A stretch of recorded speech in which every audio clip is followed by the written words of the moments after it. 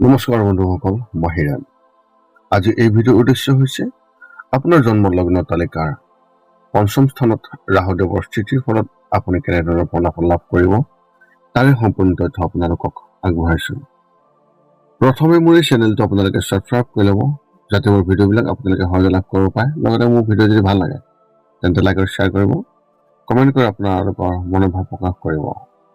এতিয়া হওক মোৰ মূল বিষয়লৈ। জ্যোতিষৰ মতে ৰাহু যদি আপোনাৰ জন্মলগ্ন তালিকাৰ পঞ্চম স্থানত থাকে তেন্তে আপোনাৰ সন্তানৰ সৈতে আপোনাৰ সম্পৰ্ক খুবেই বেয়া হ'ব। তদুপৰি পিতৃপুত্ৰ বা পিতৃকন্যাৰ সম্পৰ্কতো বিৰূপ প্ৰভাৱ পৰিব পাৰে। যদি পঞ্চম স্থানত ৰাহুদেৱৰ লগত আন কোনো গ্ৰহ নাথাকে তেন্তে আপুনি ধনৰ ক্ষেত্ৰত অত্যাধিক উদাৰ হ'ব পাৰে। ৰাহুৰ এই উপস্থিতিয়ে আপোনাৰ অতিৰিক্ত টকা পইচা আৰু পাক হ্ৰাস কৰিব পাৰে। জ্যোতিষত আমাৰ সকলোৰে জন্মলগ্ন তালিকাৰ 12টা ঘৰ থাকে। আমাৰ জীৱনৰ প্ৰায় প্ৰতিটো দিশ এই 12টা ঘৰৰ ভিতৰতে চিহ্নিত কৰা যায়। এই ঘৰবোৰৰ প্ৰতিটো ঘৰৰে সুকীয়া ভূমিকা পালন কৰে, কিন্তু আমাৰ জন্মলগ্ন তালিকাত যদি একেই হয় তেন্তে আমাৰ সকলোৰে স্বভাৱ বেলেগ বেলেগ কিয়? এই ঘৰবোৰত 9টা গ্ৰহৰ অৱস্থিতিৰ বাবে এনেধৰণৰ হয়। যেতিয়া এই ঘৰবোৰত 9টা গ্ৰহৰ যিকোনো এটা উপস্থিত থাকে তেতিয়া ই আমাৰ জীৱনত প্ৰত্যক্ষভাৱে প্ৰভাৱ পেলায়। গতিকে এই ভিডিঅ'টোৰ জৰিয়তে আপোনালোকৰ ৰাহুৰ উপস্থিতিৰ শুভ আৰু অশুভ ফলাফলৰ বিষয়ে বুজাই দিবলৈ মই আপোনালোকক এই ভিডিঅ'টো প্ৰস্তুত কৰিছোঁ। এতিয়া আপুনি জানি লওক পঞ্চম স্থানত ৰাহুদেৱৰ উপস্থিতিৰ ফলত তাৰ বিশেষ গুৰুত্বপূৰ্ণ তথ্য অলপ। সকলো গ্ৰহৰ ভিতৰত ৰাহুৰ স্থান অতি গুৰুত্বপূৰ্ণ। বৈদিক জ্যোতিষত ৰাহুক অতি নিষ্ঠুৰ আৰু প্ৰতাৰক গ্ৰহ বুলি গণ্য কৰা হয়। এজন ব্যক্তিৰ ৰাশিফলত ৰাহুৰ অশুভ স্থান যদিহে এই পঞ্চম স্থানত থাকে তেন্তে ই মানসিক চাপ আৰু আৰ্থিক অসুবিধাৰ সৃষ্টি কৰিব পাৰে। ইয়াৰ উপৰিও ৰাহু আৰু কেতু ছায়া গ্ৰহ বুলি গণ্য কৰা হয়। ই এজন ব্যক্তিৰ কল্পনা শক্তি, প্ৰেমৰ সম্পৰ্ক, ৰোমাঞ্চ আৰু শিশুক বিশেষভাৱে প্ৰতিনিধিত্ব কৰে। পঞ্চম ঘৰে তেওঁলোকৰ জীৱনত এক সুখৰ অনুভূতি কঢ়িয়াই আনে। পঞ্চম স্থানত ৰাহুৰ শুভ আৰু অশুভ ফলাফলৰ বিষয়ে আপুনি সম্পূৰ্ণৰূপে জানি লওক। 1 নম্বৰ, জ্যোতিষত পঞ্চম স্থানত ৰাহুৰ যি প্ৰভাৱ, সেই প্ৰভাৱে এজন ব্যক্তিক চোকা মনৰ কৰি তুলিব পাৰে। 2 নম্বৰ তথ্যটো হৈছে এই ব্যক্তিসকলৰ বিভিন্ন শাস্ত্ৰৰ জ্ঞান বিশেষভাৱে প্ৰদান কৰে। 3 নম্বৰ তথ্য হৈছে এই ৰাহুৱে সেই ব্যক্তিসকলৰ স্বভাৱতে দয়ালু আৰু কঠোৰ পৰিশ্ৰমী আৰু সৌভাগ্যৱান কৰি তোলে। 4 নম্বৰ, এই ৰাহুৱে সেই ব্যক্তিসকলক তেওঁলোকৰ প্ৰথম সন্তান হিচাপে এজনী ছোৱালীও হ'ব পাৰে।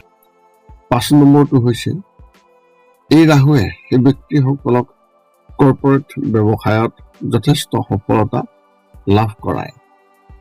6 নম্বৰ, এই ৰাহুৱে সেই ব্যক্তিসকলক লেখন কলাৰ প্ৰতি অতি পাকৈত হোৱাৰ লগতে বিশেষভাৱে খ্যাতিও বিশেষভাৱে প্ৰদান কৰে। 7 নম্বৰটো হৈছে বহু ক্ষেত্ৰত পঞ্চম স্থানত থকা ৰাহুৱে নেতিবাচক ফলাফল আনিব পাৰে। এনে ক্ষেত্ৰত ৰাহুৱে সেই ব্যক্তিসকলৰ মনক বিশেষভাৱে বিভ্ৰান্ত কৰিব পাৰে। 8 নম্বৰটো হৈছে এই ৰাহুৱে অশুভতাৰ বাবে শিশুৱে বিশেষভাৱে কষ্ট আৰু বিপদৰ সন্মুখীন হ'ব পাৰে। এইটো শিশু অৱস্থাত বিশেষকৈ। 9 নম্বৰটো হৈছে এই ঘৰত ৰাহুৰ উপস্থিতিৰ ফলত অপ্ৰয়োজনীয় ব্যয় আৰু দৰিদ্ৰতাৰ সৃষ্টিও কৰিব পাৰে।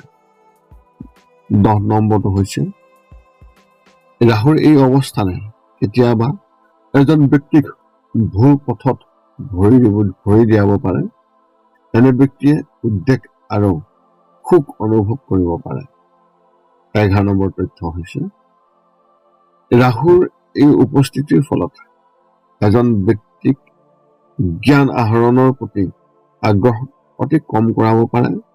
লগতে এই ব্যক্তিসকলে পেটৰ সৈতে জড়িত সমস্যাও বিশেষভাৱে অনুভৱ কৰিব পাৰে, যেনে পেটৰ বিষ, গেছ, বদহজম। 12 নম্বৰ তথ্যটো হৈছে যথেষ্ট কষ্টৰ অন্তত ধন জমা কৰিব পাৰে, বহুখিনি অসুবিধাৰ সন্মুখীন হ'ব পাৰে। এয়া ৰাহুদেৱৰ উপস্থিতিৰ ফলত এনে ফল। এতিয়া আপুনি সকলো তথ্য লাভ কৰাৰ পিছত এই 5টা কাম কৰিবলৈ আপুনি যিমান পাৰি চেষ্টা কৰক। সৰ্বপ্ৰথমটো হৈছে আপুনি আপোনাৰ শৰীৰটো সুস্থ কৰি ৰাখিবলৈ দৈনিক যোগাসন কৰক, য'ত মূলতঃ 10 মিনিটৰ বাবে ওমকাৰ মন্ত্ৰ, 10 মিনিটৰ বাবে কপালভাতি আৰু 10 মিনিটৰ বাবে অনুলোম বিলোম। ইয়াৰ লগে লগে আপোনাৰ শাৰীৰিক আৰু মানসিক স্বাস্থ্য একেবাৰে নিখুঁত হৈ থাকিব। 2 নম্বৰটো হৈছে ৰাতি শোৱাৰ আগতে নিস্তব্ধ আৰু নিৰ্জন ঠাইত 10 পৰা 20 মিনিট ধ্যান কৰিব লাগে। ইয়াৰ দ্বাৰা 2টা উপকাৰ পোৱা যায়। এটা হ'ল আপুনি ভাল টোপনি পাব আৰু দ্বিতীয়টো হৈছে পিছদিনা আপুনি সতেজ অনুভৱ কৰিব। ধ্যান কৰি থাকোঁতে মধ্যমীয়া শব্দৰ শান্ত সংগীতো আপুনি শুনিব পাৰে। 3 নম্বৰটো হৈছে প্ৰতি মংগলবাৰে পুৱা নিশ্চয় হনুমান চালিচা পাঠ কৰক আৰু হনুমান মন্দিৰ দৰ্শন কৰক, নতুবা আপুনি বিষ্ণু মন্দিৰ দৰ্শন কৰক।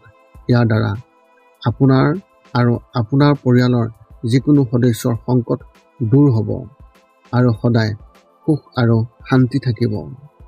4 নম্বৰটো হৈছে ঘৰৰ বাহিৰত গৰু আৰু কুকুৰক প্ৰতিদিনে আপুনি পাৰিলে খাদ্য খুৱাব লাগে। খাদ্য খোৱাওক আৰু যদি পাৰে চৰাই চিৰিকটি আদিকো খাদ্য আৰু পানীৰ যোগান ধৰক। এই পৃথিৱীখন যিমান আমাৰ সিমানেই সিহঁতৰো। নিতৌ ইহঁতক খুৱাই আমি তেওঁলোকৰ পৰা এক আশীৰ্বাদ লাভ কৰিব পাৰোঁ আৰু আমাৰ ওপৰত থকা গ্ৰহবোৰৰ কুপ্ৰভাৱ দূৰ হ'ব। সদশেষত 5 নম্বৰটো হৈছে আপুনি পাৰিলে মাজে মাজে চৌপাশৰ দুখীয়া ব্যক্তিসকলক আপুনি পাৰিলে সহায় কৰক আৰু ভোকাতুৰ ব্যক্তিসকলক আপুনি পাৰিলে খুৱাবলৈ চেষ্টা কৰক। উপসংহাৰ হিচাপে জ্যোতিষত ৰাহুক বিভ্ৰান্তিৰ কাৰক হিচাপে গণ্য কৰা হয়। এই গ্ৰহটোৱে প্ৰতাৰণাক বিশেষভাৱে প্ৰতিনিধিত্ব কৰে। 5ম স্থানত ৰাহু উপস্থিত থকাৰ ফলত খ্যাতি আৰু গৌৰৱৰ আশংকা নিশ্চয়কৈ কৰিব পাৰি, কিন্তু তেওঁলোকৰ সাধনাত বহু দূৰলৈ যাব পাৰে। এই ব্যক্তিসকলৰ ৰাহুৰ প্ৰভাৱত বিভ্ৰান্তি হ'ব পাৰে, সেইবাবে তেওঁলোকে নিজৰ লক্ষ্যত উপনীত হ'বলৈ অধাৰ্মিক উপায় আৰু পদ্ধতি আশ্ৰয় ল'ব পাৰে। আমি জনামতে অধাৰ্মিকতাই অনিবাৰ্যভাৱে অন্ত পেলায়। গতিকে এই ব্যক্তিসকলে এই ক্ষেত্ৰত অতি সতৰ্ক হোৱাটো অতি প্ৰয়োজন। অৰ্থাৎ তেওঁলোকে অধৰ্মক কেতিয়াও প্ৰশ্ৰয় দিব নালাগে। আচলতে শেষ আৰু উপায় দুয়োটাই সৎ হোৱাটো অতি প্ৰয়োজন আমাৰ জীৱনত। এই আছিল আপোনাৰ জন্মলগ্ন তালিকাৰ 5ম স্থানত ৰাহুদেৱৰ উপস্থিতিৰ ফলত আমি পাবলগীয়া ইয়াৰ ফলৰ বৰ্ণন। যদি মোৰ ভিডিঅ'টো ভাল লাগিল তেন্তে লাইক আৰু শ্বেয়াৰ কৰিব, কমেণ্ট কৰি আপোনালোকে আমাক জনাব আপোনালোকৰ প্ৰশ্ন, আৰু সেই প্ৰশ্নৰ উত্তৰ দিবলৈ আমি সকলো সময়তে সাজু থাকোঁ। যদি মোৰ ভিডিঅ' ভাল লাগিল ছাবস্ক্ৰাইব কৰি থাকোঁ, যাতে পুনৰ অন্য এটা ভিডিঅ'ৰ জৰিয়তে আপোনালোকৰ লগত সম্পৰ্ক ৰাখিব পাৰোঁ। পুনৰ লগ পাম অন্য এটা ভিডিঅ'ত। আজিলৈ ধন্যবাদ।